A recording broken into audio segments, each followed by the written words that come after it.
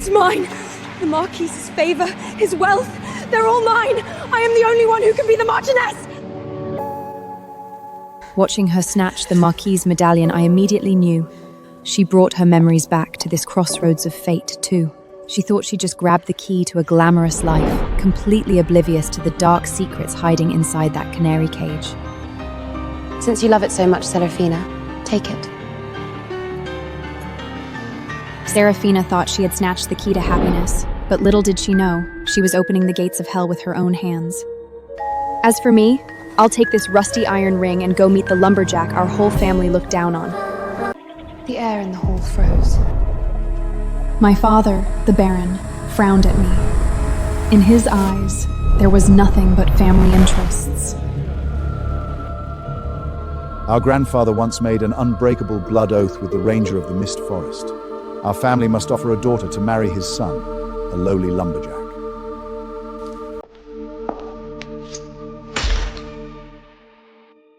Father, since her despicable soul is only fit for dirt and poverty, let's give her what she wants. Elena, go rot in that dark, damp forest and spend the rest of your life with that lumberjack! I picked up the mud-stained iron ring without hesitation. Anyone who could survive this long in the beast-ridden mist forest is by no means ordinary. Besides, choking down the grossest black bread in the forest is 100 times better than swallowing the poisoned wine of the Marquis' estate.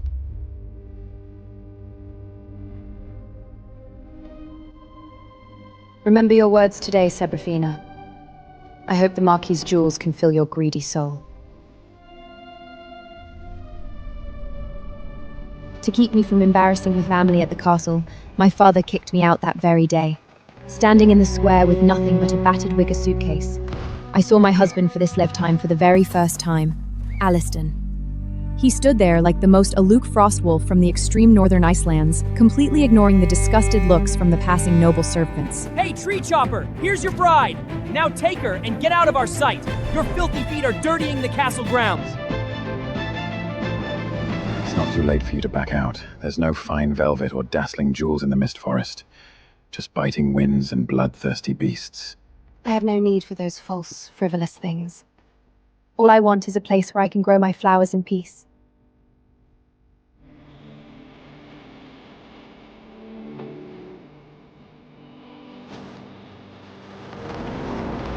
As the carriage entered the mist forest, the sunlight was instantly swallowed by towering trees. The air was thick with the damp scent of pine needles. This is the forbidden zone of the Sanarilla continent, the abyss of curses in the eyes of the nobles. My blood ran cold. In that nightmare of a past life, this was the terror Serafina couldn't handle, the reason she ran away. I gripped the wooden railing so hard my knuckles turned white. Then, the most shocking thing happened. Get lost. The vicious, demonized gray wolf acted like it had just seen an unspeakable terror. It let out a pitiful whiner, tucked its tail, and bolted back into the dense fog, not even daring to look back. What did you just do? Why was it so terrified of you? Just an old ranger's trick to scare off beasts. When dealing with animals in the woods, you just have to be fiercer than they are. Hold on tight, we've still got a ways to go. A beast-repelling trick? My racing heart finally calmed down. Elves and magic have long been nothing but myths on this continent. How could he possibly be connected to them? He's just an experienced, working-class lumberjack. But to me, having a husband who knows the rules of survival is more reassuring than anything else. This was Alistair's home. It was shabbier than the stables at the Marquis' estate. But breathing in the crisp air here, I felt a freedom I'd never known before. It's a dump. There isn't even a soft bed. I accepted your ring, which means this is my home now. Like I said, I'm not afraid of hard work. I want to till the soil here and plant flowers everywhere. Alistair watched me bustling around in silence. A subtle trace of emotion flickered across his cold, frosty face. He didn't know that after suffering through hell, I cherished this peaceful patch of dirt more than anyone. As long as I have my freedom, I'd gladly embrace a life of poverty. I took off my cumbersome outer robe, left only in a thin linen undergarment. Grabbing a ragged cloth, I stepped onto an abandoned oak wine barrel in the corner, trying to clean the dusty antlers hanging on the beam. I think we need to make this place look a little less like a troll's lair first. Get down, that barrel is rotten.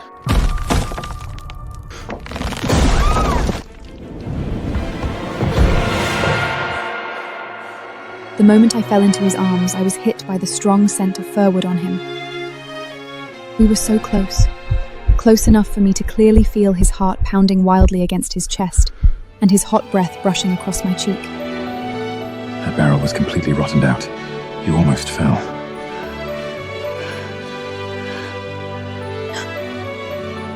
Thank you. I wasn't paying attention. The heat of his palm still felt branded on my waist. The once freezing air suddenly felt strangely thick. He turned away to clean the fireplace, using silence to hide his clumsy awkwardness. And as I watched his broad towering back, my wildly racing heart finally began to settle. While I was trading the labor of my own hands for peace in the mist forest, an extravagant wedding was being prepared back at the castle. This dress alone is worth enough to buy the entire mist forest. Seraphina, I will make you the most dazzling woman on the Sanaroa continent. Of course, my lord. This is the destiny that belongs to me. Seeing Seraphina so completely consumed by vanity, all I felt was profound pity. She thought she was climbing the steps to ultimate power, blissfully unaware that the Marquise's estate, envied by all, was nothing. My lord, your favoring my daughter brings supreme honor to our family. As for Elena, who has stained our name, I have already stripped her of the family surname and her inheritance rights. She is no longer under the protection of our crest. You did the right thing, Father. Tomorrow, when the wedding procession arrives, I want everyone in the family to see that. Elena's lowly lumberjack of a husband isn't even fit to shine the Marquis's shoes. In Sanaroa, a soul bond is only truly forged when the parchment marriage contract is signed in the square of the Oath Temple, witnessed by a priest. But I knew that tomorrow, that solemn temple would just be a stage for Seraphina and those arrogant nobles to humiliate us.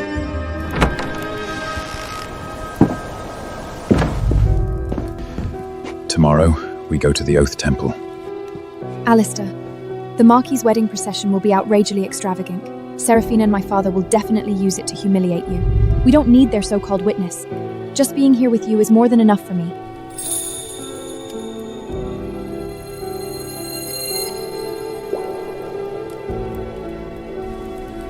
It's your ceremony. I don't want to miss that. He placed the glowing fruits on the table. It was a plant I'd never seen before, radiating a magic that calmed the mind. My breathing slowed, and the tension in my shoulders melted away. Looking at his broad, mindless shoulder, I torrently felt that long he is with me, I could face entire world the mocking without an ounce of fear. In the square of the Oath Temple, the massive sacred fire braziers were blazing. In my nightmare of a past life, this was the beginning of my suffering. But in this life, it was Seraphina's carnival, where she thought she had reached the pinnacle of power. My God! Is this the grandeur of a Marquise with boundless wealth? It's lavish! Even the horseshoes are solid silver. Look over there! Elena, the one kicked out of the family, her dirt poor husband actually showed up. The surrounding nobles glared at us with extreme contempt, like they were looking at a filthy rat that had wandered into a crystal palace. Seraphina, weighed down by that diamond-crusted dress, strutted arrogantly toward me on the Marquis's arm. Good heavens, Elena. You reek of rotting wood on the sacred day we present our marriage scrolls to the gods. I'm going to faint from the stench. You bottom-feeding peasant from the Mist Forest. The crimson carpet of the temple's main altar isn't meant for people with mud on their boots. Wait until we've signed under the priest's witness, then you can crawl in and sign your cheap little contract. I don't want my souls get stained by you. The Marquis's clueless guests were too busy laughing to sense the danger. But somehow, the pure white steeds pulling the golden carriage went weak at the knees. They all collapsed to the ground in unison, nearly flipping the carriage over. The horse is going mad! My lord, no matter how magnificent your carpet is, it can't mask the rot festering deep inside someone's soul. Alistair, let's go home.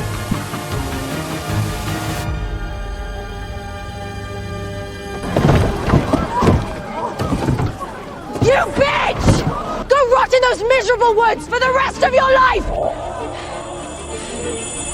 Our carriage slowly rolled away from the noisy castle. Watching Seraphina smugly climb back into her righted golden carriage, I felt nothing but deep pity. Her own personal hell had only just begun. On our wedding night, fate finally responded.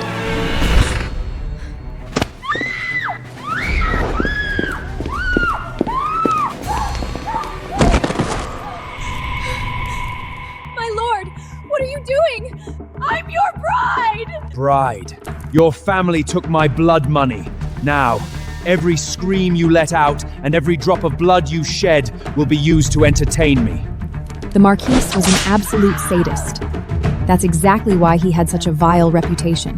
Serafina was finally getting a taste of the excruciating pain I suffered in my past life. The price of that gold was endless torture.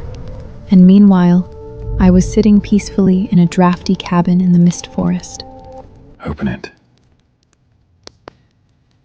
There are no vaults in the mist forest. This ring wasn't adorned with any gemstones, but to me, it was more precious than all the jewels in the world. It's woven from a resilient vine only found in the deepest part of the mist forest. As long as you wear it, I will protect you forever. It's the only token of my vow I can give you. In those twisted memories, the Marquise imprisoned me with heavy gold chains, but in this life, this seemingly rugged lumberjack gave me his ultimate protection with the simplest of vines. I smiled and slipped the ring onto my finger. It was a perfect fit. Thank you, Alistair. This is the most precious gift I've ever received. The days in the mist forest were peaceful and fulfilling. I started tillering the land around the cabin and planted flower seeds I bought from the market. Alistair would leave early and return late every day. He told me he was heading deep into the forest to chop the toughest hemlock to trade for our winter provisions. But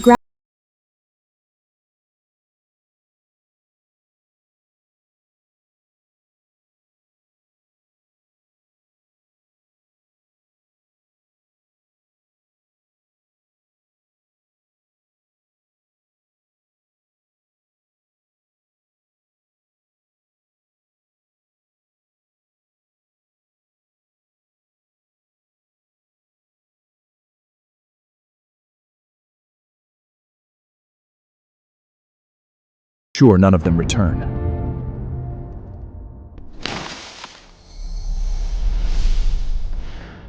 Who's there?